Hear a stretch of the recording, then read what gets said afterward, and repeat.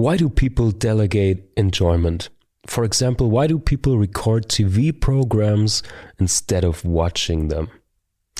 Why do people want to drive huge SUVs in narrow city centers?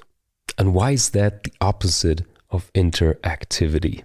And what does all of this have to do with your brand and the needs of your clients? Sweet people, how's it going? It's time for a quick coffee break and some inspiration on brand building and content strategy. My name is Mark Zeus. I'm your host, and this is the Creative Coffee Break.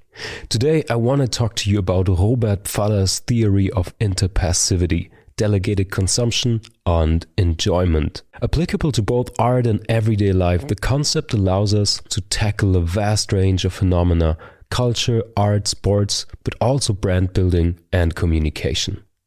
Learning about this theory will help you understand the needs of your clients and address them on a deeper, more meaningful level. It can even help you to develop new services or products. Before we get started, a quick word from today's sponsor. Sweet people, Christmas is just around the corner. If you're like me, you probably haven't got all your presents yet, so I have an idea for you. They say the best gifts are the ones that you would like to have yourself, but don't treat yourself to it in everyday life. So how about an indulgent gift for your loved ones? Something that tastes delicious and puts you in a good mood during the dark season. I'm of course talking about Rösternest Coffee. The family-owned coffee roastery offers a variety of carefully hand-roasted specialty blends. High-quality beans and a gentle individual roasting makes Rösternest Coffee a real taste experience. All blends are currently available in a special edition with a great winter season design and as a gift set, beautifully packed and ready to be given as a gift. With the promo code SWEETSPOT10, listeners of this podcast get 10% off of any order till April 30th. Visit rösternest.de and use promo code SWEETSPOT10 for caffeinated, tasty presents. All infos, as always, in the show notes. And now, sweeties, let's start with our creative coffee break. Freshly brewed inspiration, delicious news, and hot tips to wake up your brand building. This is the Creative Coffee Break with Mark Zeus. Okay, sweet people. Today I want to introduce you to the theory of interpassivity from Robert Pfaller, an Austrian philosophy professor.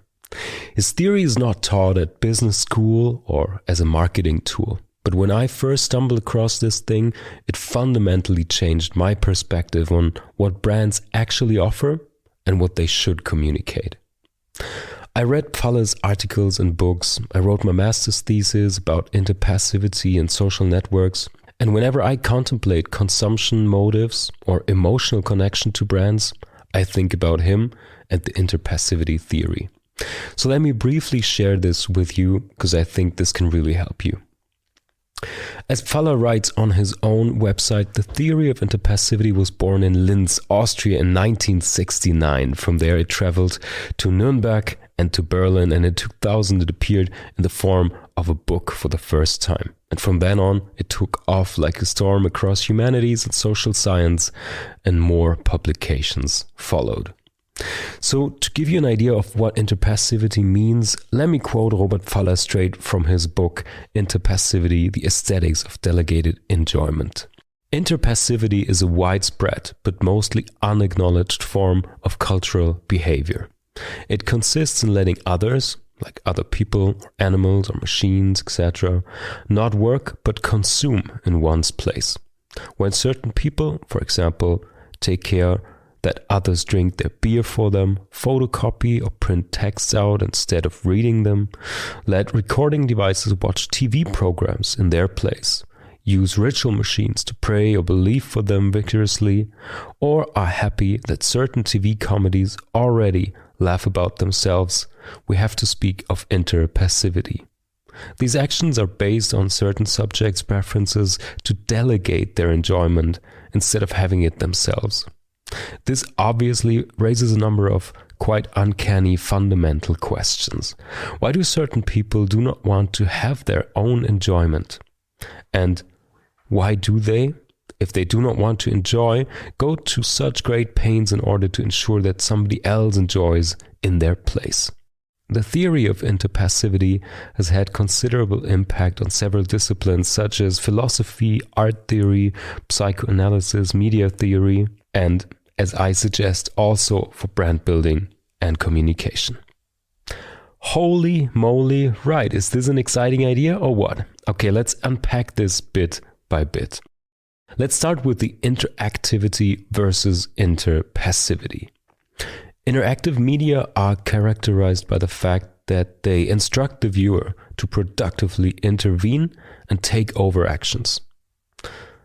The little noticed counterpart to this are interpassive media. They free the viewer from the task of viewing. The prefix inter is important because it is a transfer. Interactive media transfer the activity to the viewer. Interpassive media transfer passivity. That's what Pfaller means by letting others consume in one's place. This phenomenon can be observed in many situations, as mentioned above. A lot of Pfaller's examples are a bit dated though. I believe that media consumption and brand communication, or brand interaction, has become even more interpassive over the last years. Take social media, for example. As mentioned, I wrote my master thesis about interpassivity in social media. If you break it down into several identifiers or features, you could name a delegating person, so the user, the delegating act, sharing, liking, reposting, proxies to enjoy on our behalf, like the avatars in the social networks, and so on and so forth. You'll find social media is highly interpassive, which is odd because the whole premise of such networks and apps is to engage, connect, and interact with other people, which doesn't actually happen.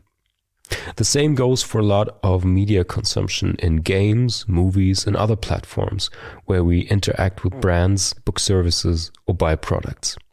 Robert Pfaller has written numerous lectures and books on this subject. This here is just a very brief outline, an invitation to further explore this theory for yourself if you also think, like me, your brand can benefit from it. So how does interpassivity actually affect your brand communication? What is there to discover about previously hidden customer needs? If we engage in an interpassive way with brands, services, or products, as we do in almost every single online medium to a certain degree, that means we do not interact with them. We delegate certain things towards them. I believe that's the reason why many people drive big, clumsy, expensive SUVs in narrow, clogged streets in the big cities, because we delegate our idea of freedom and adventure to the car. We long for weekends on the countryside, climbing mountains and getting our hands dirty.